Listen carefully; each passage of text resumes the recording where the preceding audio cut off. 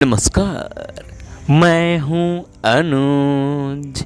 आज के मुख्य समाचार में आपका स्वागत है। विश्व शांति के लिए खतरा बना ईरान। हिजबुल्लाह के मुखिया हसन नसरुल्लाह की इजरायली हमले में मौत के बाद पश्चिमी एशिया में तनाव की आग और भड़क गई है। नसरुल्लाह की मौत के जवाब में ईरान ने इजरायल पर मिसाइलों से हमला बोला। इजरायल ने इन मिसाइल हमलों का बदला लेने की कसम खाई है।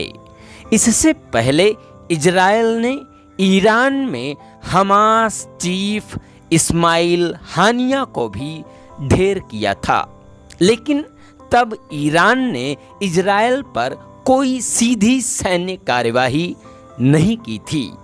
इस बार लेबनान में विभिन्न इलेक्ट्रॉनिक उपकरणों में विस्फोटों के जरिए हजारों हिजबुल्लाह आतंकियों के घायल होने और कई के मारे जाने और फिर नसरुल्लाह की मौत के बाद ईरान अत्यंत मजबूर दिखने लगा और उसके द्वारा समर्थित विभिन्न आतंकी गुटों के भीतर ही ईरान की इजरायल नीति को लेकर आवाजें उठने लगी थीं।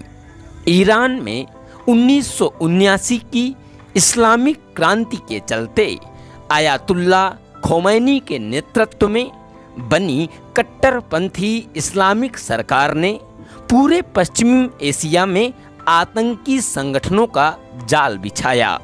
इस्लामिक जगत का नेतृत्व शिया वर्ग के हाथ में लेने के लिए खोमैनी के नेतृत्व वाले ईरानी शासन तंत्र ने पूरे विश्व के मुस्लिम मानस को प्रभावित करने वाले फ़लस्तीन के मुद्दे को चुना और इजरायल के विरुद्ध सशस्त्र संघर्ष छेड़ने के लिए हिजबुल्लाह जैसे आतंकी संगठनों को समर्थन देना शुरू किया।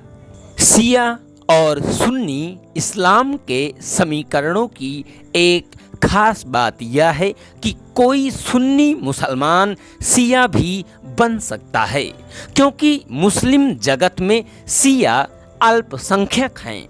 इसलिए खोमैनी के कठमुल्ला तंत्र के लिए यह आवश्यक था कि वह सुन्नी अतिवादियों के भी एक तबके को अपने साथ ले। चूंकि अधिकांश सुन्नी अतिवादी शिया इस्लाम के कट्टर विरोधी हैं और आर्थिक रूप से सुन्नी अरब देशों पर निर्भर रहे हैं, इसलिए ईरान के लिए यह चुनाव आसान नहीं था। ऐसे में सुन्नी मुस्लिम ब्रदरहुड की फ़लस्तीन इकाई यानी हमास ईरान का औजार बनी। खोमैनी ने इस्लामिक शासन का जो कट्टरवादी मॉडल मुस्लिम जगत के सामने पेश किया, उससे दुनिया भर के इस्लामिक कट्टरपंथी प्रभावित हुए। इसका एक परिणाम यह हुआ कि अरब जगत की तमाम सेकुलर सरकारें और तानाशाह धीरे धीरे अपनी लोकप्रियता खोते गए और इस्लामिक कट्टरपंथी मजबूत होते गए। जो सुन्नी राजशाहियाँ इस शहर में बच भी पाईं, उन्होंने अपने ऊपर से दबाव हटाने के लिए दूसरे देशों में सुन्नी जिहादी संगठनों का समर्थन करना शुरू किया, जिसकी परिणति अल-कायदा से लेकर तालिबान जैसे तमाम सुन्नी आतंकी संगठनों के उदय के रूप में हुई। अफगानिस्तान की तालिबान सरकार तो खोमैनी के कठमुल्ला शासन का सुन्नी संस्करण ही थी। तालिबान सरकार के 1996 में सत्ता में आने पर उसे 3 देशों से ही मान्यता मिली थी: सऊदी अरब, संयुक्त अरब अमीरात और पाकिस्तान। इनमें से पहले 2 देशों का उद्देश्य ईरान से सटे अफगानिस्तान में खोमैनी के शिया इस्लामिक राष्ट्र जैसा ही एक प्रतियोगी सुन्नी शासन तंत्र खड़ा करना था, जिसका प्रमुख भी एक कट्टरपंथी मौलाना हो और जहां सुन्नी कट्टरपंथियों को इकट्ठा रखकर उनकी शक्ति को दूसरे देशों की ओर निर्देशित रखा जा सके। खोमैनी की इस्लामिक क्रांति का एक और प्रभाव यह भी हुआ कि दुनिया भर के अशांत मुस्लिम क्षेत्रों के लोगों को लगा कि हिंसा के माध्यम से सत्ता को पलटा जा सकता है। खोमैनी ने मुस्लिम जगत में अपनी स्वीकार्यता बढ़ाने के लिए इस भावना को खूब हवा भी दी और फ़लस्तीन से लेकर कश्मीर तक के मुसलमानों को अपने भाषणों के जरिए उकसाया। ईरान के बढ़ते प्रभाव को रोकने के लिए सुन्नी देशों ने आतंकी संगठनों की सहायता की। इस प्रकार यह एक दुष्चक्र बन चुका था जिस कारण लाखों लोग जान गंवा चुके हैं।